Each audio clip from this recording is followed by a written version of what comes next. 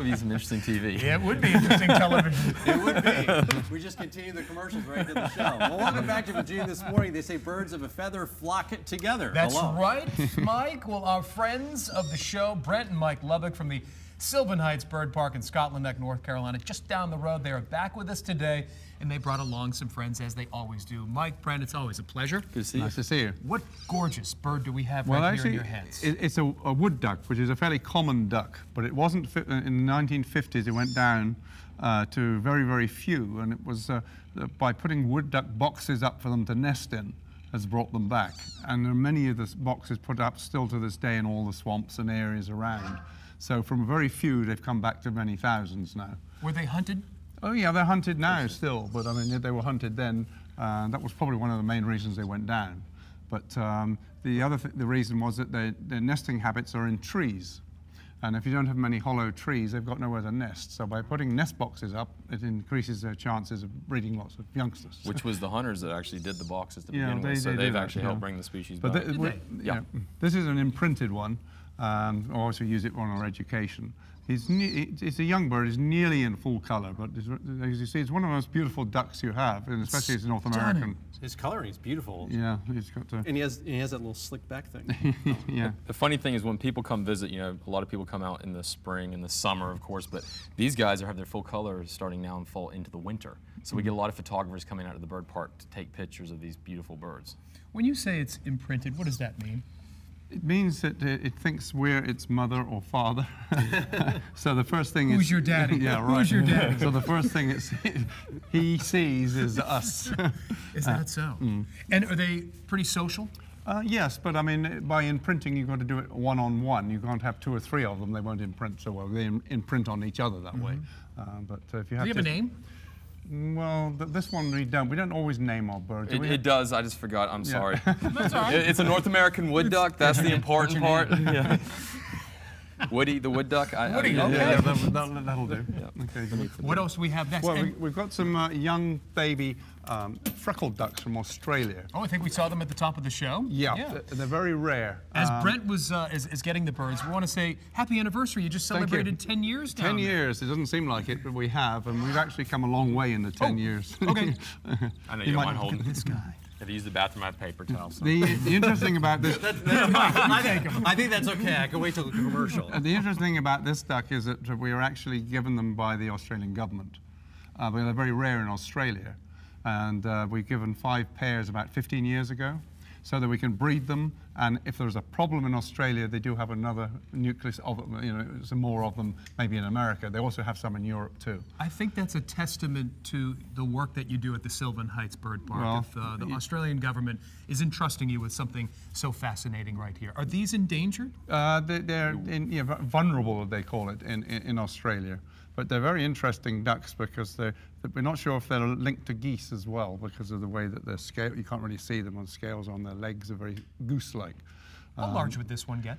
They get about this sort of size. And the males have a wonderful red beak, red cirrus on their beak. Are they normally this docile, or is it just because you guys are raising them? Actually, normally they're a little bit more running around a little bit more, but he's pretty good, that one. You can see some of the colored feathers coming in on this one. Look at the tail. Feathers there, so that's the coloration, why they call them freckled ducks. How long will that take for the colored well, feathers to come in? Well, they take about almost a year to mature, but in about 6 months they'll have all the feathers and everything else. But the male won't really have his red beak until about a year old. Do they flock together, or is this more of a solitary bird? No, I've seen them in Australia when I went over there on a collecting trip, but they were in flocks then. But obviously when they breed, they pair off and go and breed. And the female rears the young and the male goes back to his flock. Do you want to take this one home? Yes. You two have really bonded. Gorgeous. You ready, Greg? Yeah. No, I don't want to hold it up. Yes. Now, the other, Good boy. The other bird we're getting at... No.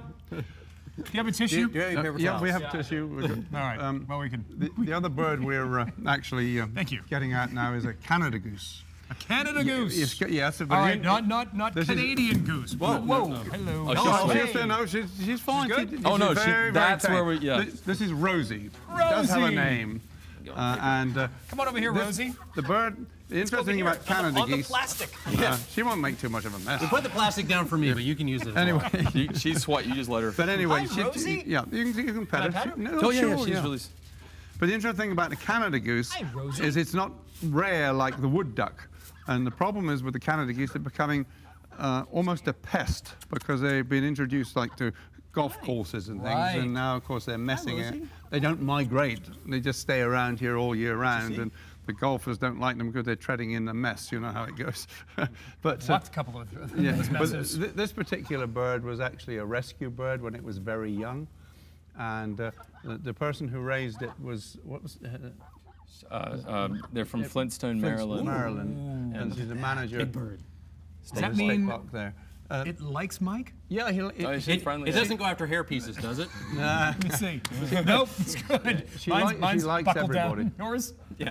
she's on actually straight. very, very tame. And, let's see if we use her Rosie obviously in the education. What do the children say, and how do they react when I they get up close and personal? Well, they with did a something bit like you this? did and jump away to start with, but then once they be able to touch the bird, you know, it's amazing. It breaks that fear aspect. But I mean, if you did see a Canada goose in a park, you do need to be a little careful because with the wings and stuff, you don't want to be if they're attacked.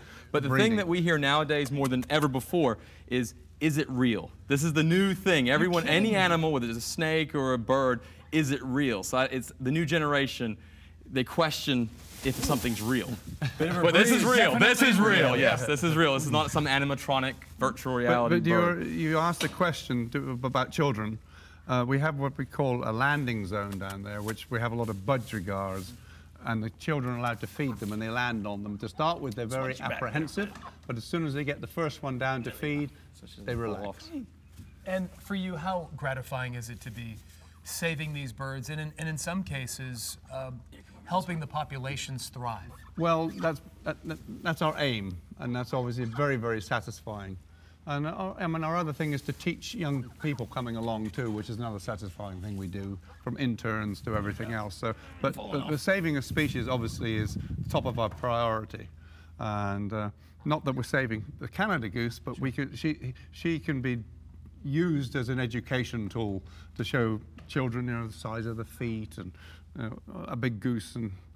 There's a difference feathers. between a Canada goose and a domestic goose, and that's something we're trying to educate people, where domesticated animals that are released back to the wild, they can't survive. Where if a Canada goose is put back in a pond, there's a chance of survival because they've grown up in the wild. So it's an interesting bird. As I say, they're very common, but when you've got one as tame as this, it's very easy to work with. It's wonderful. Well, Brett and Mike, thank you so much for coming in and pleasure. doing what you do. Happy anniversary Thank down you. there. Happy Keep anniversary. up the Thank you. great work. Thank and you. Rosie, you did a great job, girl. Hey, the Sylvan Heights Bird Park is hosting their Trick or Treat or Trick or Tweet event this Monday on Halloween from 5 to 6. Come on out for their Fly for 5 5K and fun run scheduled for Saturday, November 11th. From 8 to 9 a.m. The park is located at 500 Sylvan Heights Parkway in Scotland Neck, North Carolina.